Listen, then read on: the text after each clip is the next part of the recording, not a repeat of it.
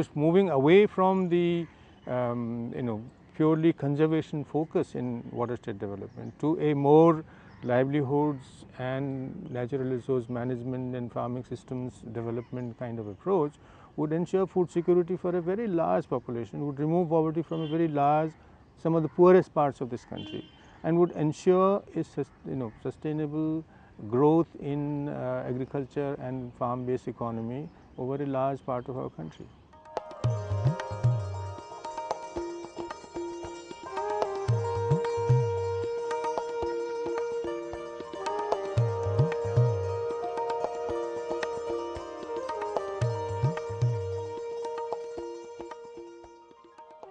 INRM is a well thought out mix of measures suited to the different land types, also depending on the type of land use planned by the farmer. Land use planning depends on the livelihood objectives set by the farmer. The farmer may have multiple objectives, such as enhancing the availability of food, fuel, and fodder, as well as increasing cash income from sale of fruits, timber, or fish. Accordingly, the farmer may plan to plant suitable fruit or timber trees in the upper reaches, strengthened by technologies such as staggered trenches and 30-40. In the medium lands, he may plan to implement the 5% model and take up improved paddy cultivation.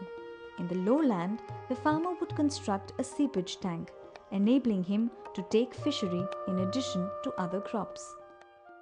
Migration तो था यहाँ पे, लोग बारिश के बाद और कुछ नहीं कर पाते थे, उसके बाद माइग्रेट करते थे, माइंस में जाते थे, प्लस दूसरे का काम में जो थोड़ा एग्रीकल्चर ओरिएंटेड एरिया है वहाँ पे एग्रीकल्चर लेबर में चले जाते थे। लेकिन अभी जो है लोग अपने ज़मीन पे काम कर रहे हैं, बारिश के बाद सेकेंड क्रॉप्स ले रहे हैं, अपना ज़मीन में लगे रहते हैं, उसका डेवलपमेंट्स के लिए सोचते हैं। ये जो इंटीग्रेटेड अप्रोच है, इसमें जो अलग है जो चीज़ वो हम लोग कम्युनिटी लैंड पे ज़्यादा नहीं फोकस करके इंडिविजुअल लैंड होल्डिंग पे फोकस करते हैं, so that it is easily manage by the people and it is one the sustainable हो जाता है, क्योंकि लोगों के साथ डायरेक्टली इन्वॉल्वमेंट रहता है तो लोग उसका मेंटेनेंस भी करते रहते हैं।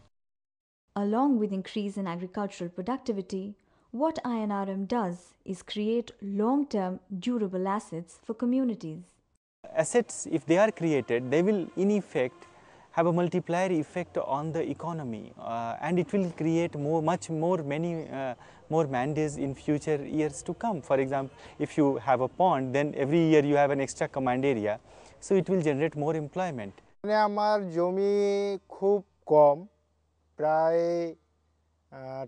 টার গোড়া এবং বাদ জমি, কানালি জমি, বহাল জমি মিলে প্রায় 7-8 বিঘা আর কি। তো এই ওয়াটারশেডের আলোচনা যা শুনেছিলাম সেটা হচ্ছে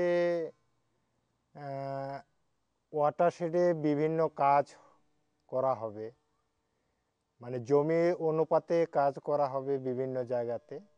গ্রামের লোককে কিভাবে এই কাজটাকে করাবো সেটাই চিন্তা ছিল। তার মধ্যে আমার ভয়ও ছিল যে এই কাজটা আমি ঠিকভাবে করে উঠতে পারবো কিনা।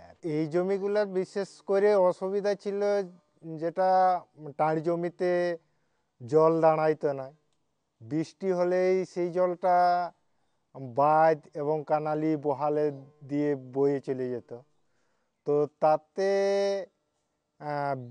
এক তো বৃষ্টি পড়ছে, ভালো মাটিটা ধুয়ে নিয়ে যাচ্ছে এবং ওই ভালো মাটিটা নিচের দিকে ধুয়ে নিয়ে যাচ্ছে এবং সেইখানে বাদ জমি এবং বহাল জমি আলগুলো নষ্ট করে দিত, ধানগুলো নষ্ট করে দিত। ওয়াটারশেডে এরিয়াতে টাঁড় জমিতে সবথেকে উঁচু জমিতে গাছ লাগানো হয়েছে, আম বাগান করা হয়েছে, অর্জুন গাছ লাগানো হয়েছে টসর করার জন্য, আর বাবই লাগানো হয়েছে এবং সবথেকে ঢালু জমিতে 30-40 করা হয়েছে এবং যেখানে মাটি ধুয়ে যাচ্ছে সেইখানে রক চেক করা হয়েছে পাথর দিয়ে।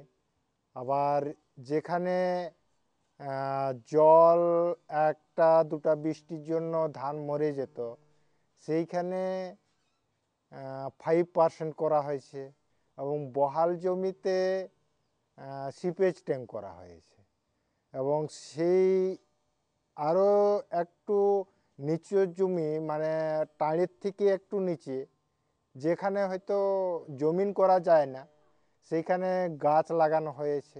এখানে আরও লেবু বাগান করা হয়েছে। আমার জীবনে ওয়াটারশেডে পরিবর্তন এসেছে। আমাকে আর বিভিন্ন জায়গায় কাজ করতে যেতে হবে এইরকম আর এখন চিন্তা করতে হয় না। তো এটাই আমার ওয়াটারশেডের হওয়ার ফলে পরিবর্তন। Nepal is not the only one who has benefited from this technology. There are countless others in the region who have similar stories to tell. পরিবর্তন অনেকটা এসছে, কারণ আমরা এই কাজগুলোর থেকে উৎপাদন যেমন বাড়াতে পারি। আমরা এখন ভাবি যে এই জিনিসটা যদি আরও আমাদের কাছে কিছুটা বছর আগে আসতো তাহলে আমরা এর থেকেও আজকে যে জায়গায় দাঁড়িয়ে আছি থেকে আরেকটু ভালো জায়গায় হয়তো দাঁড়াতে পারতাম। আমরা ধারণাও করতে পারি নাই যে আমাদের এই পাথরিয়া জায়গা এরকম আম গাছ হবে বা এত সুন্দর জিনিসটা গড়ে উঠবে। INRM has transformed the lives of hundreds of people. Today, even the poorest person in the region can dream of leading a comfortable life someday. This transformation of the dry and barren resources to something productive and bountiful did not happen overnight.